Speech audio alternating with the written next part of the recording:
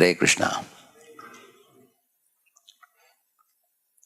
King Parikshit raised two very important questions. Ata prachami samsiddhim yoginam paramam gurum purushasyeha yat karyam brahmanasya sarvada. He asked the question, two questions. What is the duty of a dying man? And what is the duty of any common man? And that Srila Prabhupada says, common man also will be a dying man one day. Therefore, the answer that Shukadeva Goswami gave was a common answer for both. He said, Tasmat Bharata Sarvatma Bhagavan Ishvaro Harihi Shrotavya Kirtitavyascha Smartavyascha Cheta Bhayam. He said, any living entity in this world, Tasmat Bharata Sarvatma, he said. The Lord is called Sarvatma, which means He is there in the heart of all living beings as Super Soul. Bhagavan, the Lord of 6 opulences, 6 Aishwaryas. Ishvaro, the Supreme Controller. Harihi, His name is, Hari means one who steals away all the inauspiciousness, or one who takes away anything that is detrimental for our spiritual progress. Sarva Amangala Hare iti Hari. That's one of the definitions of Lord. Hari is all that is inauspicious He removes from our life. And Premadya Hareman. Another meaning of Hari is one who steals the heart of those who approach Him with devotion. So in this way, he said, Tasmat Bharata Sarvatma Bhagavan Ishvaro Harihi. 4 names he says. Sarvatma, Bhagavan, Ishwar, Hari. And that personality, what we should do? Shrotavya. You should hear about Him. Kirtitavya. You should glorify Him. Smartavya. One should remember Him at every moment. Ichchata Bhayam. One who wants to become fearless and happy in life. This is what one should do, he said. This is a duty of a living man or a dying man, whoever it is.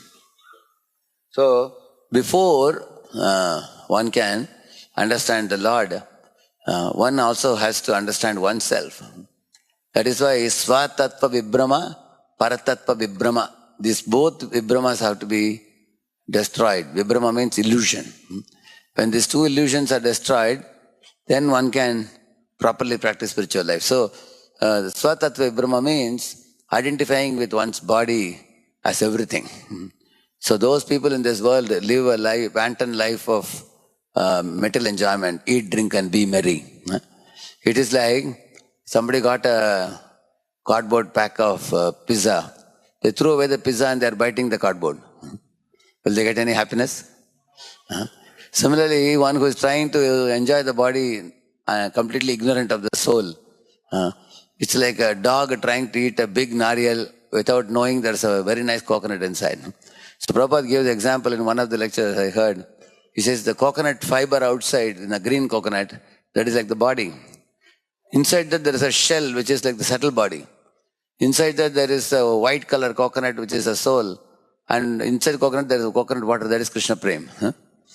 So Prabhupada said 2 things are useless, 2 things are purposeful. The coconut fiber and the coconut shell, they are thrown into fire. They are only meant for the fire. Whereas the coconut pulp and the coconut water is, meant for our consumption. Similarly, any sane human being should focus attention to the soul and awakening Krishna Prem.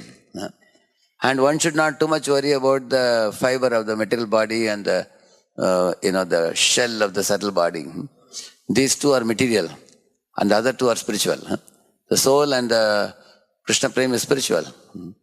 Whereas the gross body, subtle body is material. So one should clearly know the differences between what is Chetan, what is Jada. And regarding Lord Hari, the Tattva should be understood. Paratattva means Vadanti tattva vidas tattvam yajnanam advayam brahmeti paramatmeti bhagavaniti shakyate. This verse talks about the 3 aspects of the absolute truth. The non-dual substance, he says, which means like you see the bulb and the light emanating from the bulb, they are non-different. They are one, like the sunlight and the sun. Similarly, The personality of Godhead has an impersonal feature or an attribute which he has kept it for the jnanis who don't believe in the personality of Godhead. So for them, Lord manifests himself as a bright light for them. So they meditate on the Akshara, Brahma. So they meditate on Akshara and then they attain the impersonal liberation. But for those who are yogis who want to see the personality of God, Lord reveals his form as Paramatma. That is why it says Brahmeti, Paramatmeti, Bhagavaneti, Shabdite. Just like Prabhupada gives a very simple example. When you are traveling in a train, from a distance the mountain looks very hazy. When the train draws closer to the mountain, it looks greenish, lot of foliage and lot of trees and plants and all. When the train comes even more closer, you see there are huts, there are cows, calves going up, coming down, people living there. So the closer you get to the mountain, the more details you see. Similarly, jnanis have a vague idea of God which is impersonal. Yogis get a better clarity. Vasudeva Sarvamiti, they understand. And bhaktas, they not only get a clarity about the absolute truth, they exchange love with the Supreme Lord, and their relationship is personal, active and reciprocal. So in this way, as one approaches the truth closer and closer, one gets better and better vision.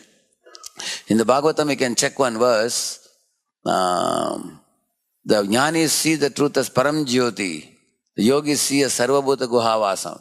And the bhaktas see as Bhagavantam Adokshajam. So in the three levels they see. So Bhagavantam means Lord with six opulences. Adokshajam means one who is beyond the range of mundane senses. That means only with the Premanjana Charita eye we will be able to see the Lord. Premanjana Charita Bhakti Vilochanena Santas Sadeva Hridayeshu Vilokayanti Yam Shama Sundaram Achintya Gunaswarupam Govindamadi Purusham Tamaham Bhajami. Like that Brahma says. The Premanjana Charita eye means the eye is laden with love. Like a mother's eye is laden with love for her child. Isn't it? So like that when a devotee's eyes become laden with love for Krishna, Krishna becomes everything for a devotee. Then one can see Krishna's personality of Godhead with affection in one of the five rasas. And jnanis, because they don't see with eyes of love, and they only see the bright light. Lord gives them only the impersonal light. Just like Sarkar is Nirakar. So the Praja can only see the Sarkar, impersonal Sarkar. But those who have done some lot of hard work for the country, they become MLAs, MPs, and they can see the Prime Minister in the Parliament. And those who are even more closer to Prime Minister are the relatives, mother, sister, brother and all. They know what sabji he likes, what dress he likes to wear, everything. In the same manner, impersonal understanding is like Sarkar. And yogi's understanding is like parliament relationship. And a bhakta's understanding is like a blood relationship.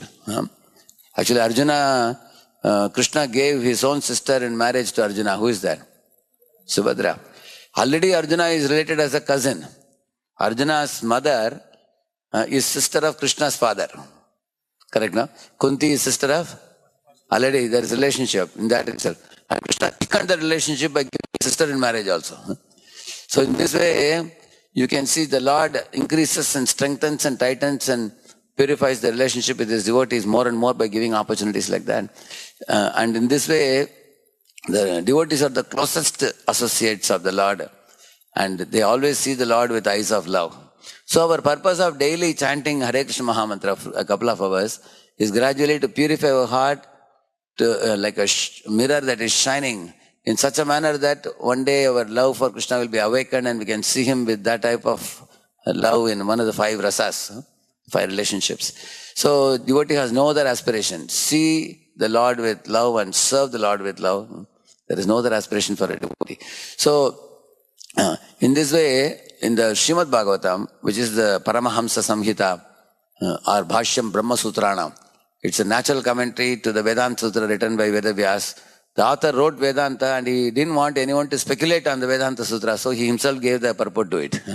He gave a commentary to the Vedanta in the form of Srimad Bhagavatam. So in the Bhagavatam, if anybody reads, one understands one's own tattva, who I am, and one understands the Bhagavat tattva, who the Lord is, and what is the relationship between the two. So by understanding this with clarity, then when one chants the holy name, Prabhupada says that many jnanis and yogis talk about seeing within. How many of you have heard about seeing within? Many people say. Correct, na? You wonder what is there inside, huh? You think, should I open my heart and check out what is inside? Seeing within means, seeing without means what? First you see your body. Then when you go a little more within, you see the subtle body. Then when you go a little more inside, then you see that I am different from the grass and subtle coverings. That boy, Narada boy saw that. Narada boy saw that I am different from the grass and subtle coverings. Grass and subtle covering is like a shirt and a banyan.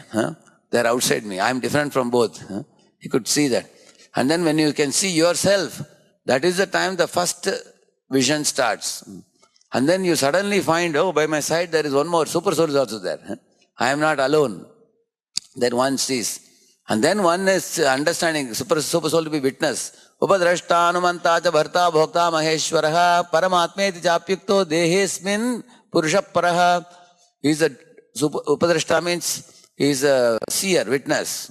Anumanta, permitter. Bharta, maintainer. Bhokta, the supreme enjoyer. Maheshwaraha, the supreme controller. And he is sitting by my side. One understands that. He is standing next to me. And then as one starts meditating on him with adoration and admiration like a yogi, gradually the relationship develops and one understands he's not just standing next to me. I have a sweet relationship with him in one of the 5 rasas. And that is the time one truly can see within. So seeing within means as the years are passing by, if our relationship with the Lord through the agency of the Guru Parampara is developing more and more, that means you are truly seeing within. You can be in a crowded marketplace distributing books or doing Harinam, but you don't forget your relationship with the Lord even for a split second. You always remember Him. That means those devotees have awakened their relationship with the Lord. They are gradually getting the eyes of love of God. And so the material energy which is existing all around will not disturb their minds. Rather, they will be able to see the material energy as a valuable commodity to use in Lord's service, rather than get entangled in it. So that awakening, spiritual awakening, the right vision is what is required for a living man or a dying man, because everybody has to quit this body one day.